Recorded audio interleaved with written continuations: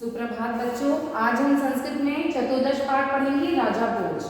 राजा भोज chapter में आपको समास प्रकरण को लिया गया है। शब्दों में कहीं कहीं समास दिया गया है। तो समास किसे कहते हैं? दो या दो से अधिक शब्दों के संक्षिप्त रूप को समास कहते हैं। तो हम इस पाठ को पढ़ेंगे और बीच बीच में आए हुए समास शब्दों को भी देखेंगे। एकदा गुरुकुले एकः ज्योतिषाचार्यः आगतः। एक बार गुरुकुले माने गुरुकुल में एक ज्योतिषाचार्य, ज्योतिषाचार्य माने जो आचार्य ज्योतिष थे वो आए हुए थे। स भोजमुखम, भोजमुखम माने भोज के मुख को, प्रति दृष्ट्वा की ओर देखकर इमाम भविष्यवाणी अकरोत्। इमाम माने यह, भविष्यवाणी माने भविष्यवाणी, अकरोत् माने की। अयम बालः, यह बालक, अतीव भाग्यवानः, कि यह बालक क्या है? बहुत ही भाग्यवान है। वयस्क भूत्वा एषः महान नृपः भविष्यति। वयस्क माने बड़ा होकर, भूत्वा माने होकर, इसमें कत्वा प्रत्यय दिया हुआ है। एषः यह महान राजा बनेगा या महान राजा होगा। अस्य यशः सर्वत्र प्रसरिष्यति, इसका यश चारों तरफ फैलेगा। ठीक है। आश्रमे सर्वे शिष्या अध्यापक च आश्चर्यचकिता अभवन्। आश्रम में सभी शिष्य और अध्यापक यह देखकर आश्चर्यचकित हुए।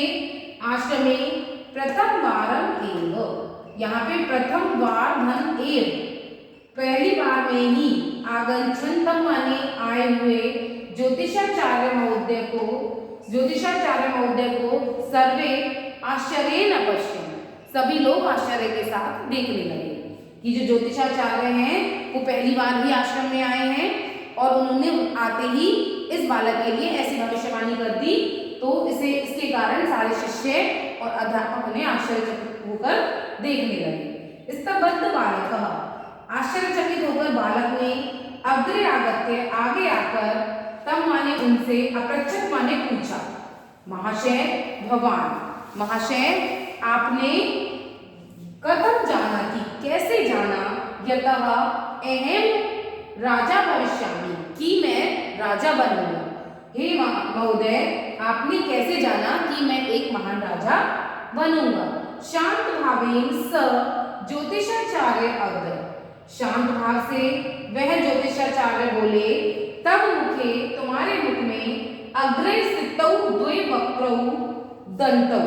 तो यहाँ पे देखिए, तब माने तुम्हारे, मुखे माने मुख में, अग्र माने आगे स्थित, द्वे माने दो, वक्रौ माने टेढ़े, दंतौ माने दांतों को, दृष्ट्वा माने देखकर, इदम ज्ञायते, यह जानता हूँ। तुम्हारे मुख में जो आगे के दो टेढ़े दांत हैं उन्हें देखकर मुझे ये जानकारी हुई। ठीक है।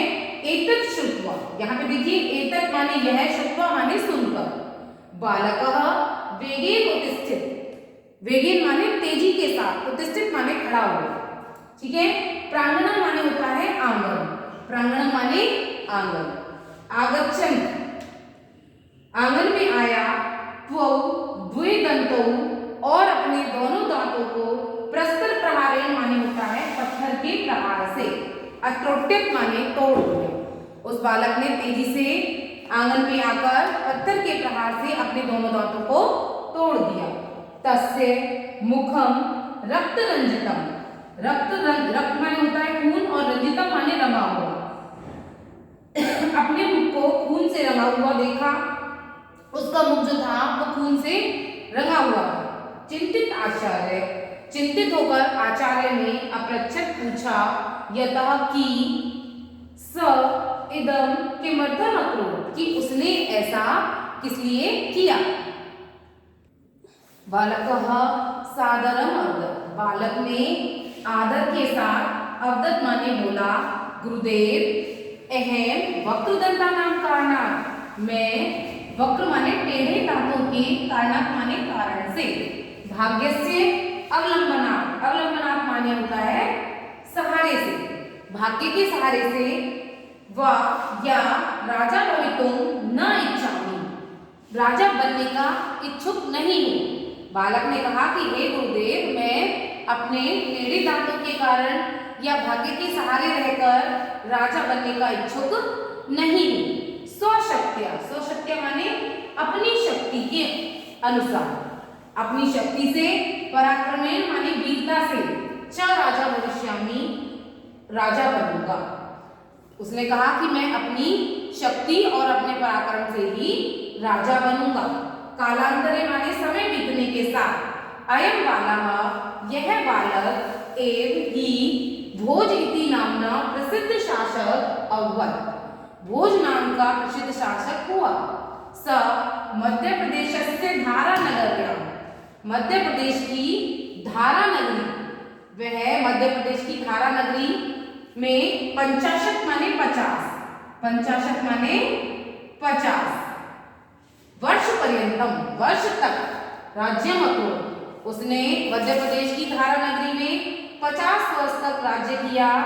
स अतीव न्यायप्रिय विद्वान प्रजापालक च आसीत्। यहाँ पे देखिए च धन आसी, दो शब्द जुड़े हुए हैं, च धन आसी, ठीक है। वह न्यायप्रिय विद्वान और प्रजापालक था। तस्य विषय इतिहासे अनेका रोचकाः कथा प्रचलिता। उसके विषय में इतिहास में अनेक रोचक कथाएं प्रचलित है, ठीक है। स गद्य पद्य मिश्रित रामायण चंपू नामकम काव्यम अरच्य। उन्होंने गद्य पद्य मिश्रित शैली में रामायण चंपू नामक काव्य लिखा। तो यहाँ पे देखिए, यहाँ पे शब्द आया है चंपू। चंपू काव्य का मतलब होता है जहाँ पर गद्य और पद्य दोनों शैलियों का प्रयोग किया जाता है, ठीक है। तो आज भी राजा भोज का रामायण चंपू काव्य बहुत ही प्रसिद्ध है और इतिहास में आज भी लोग इनका नाम बहुत ही आदर के साथ लेते हैं। इस तरह से हमारा पूरा पाठ कंप्लीट हो गया है। आप इस पूरे पाठ को दोबारा से पढ़ेंगे और शब्दों को रेखांकित करेंगे जो शब्द जिन शब्दों में समास आया है। धन्यवाद।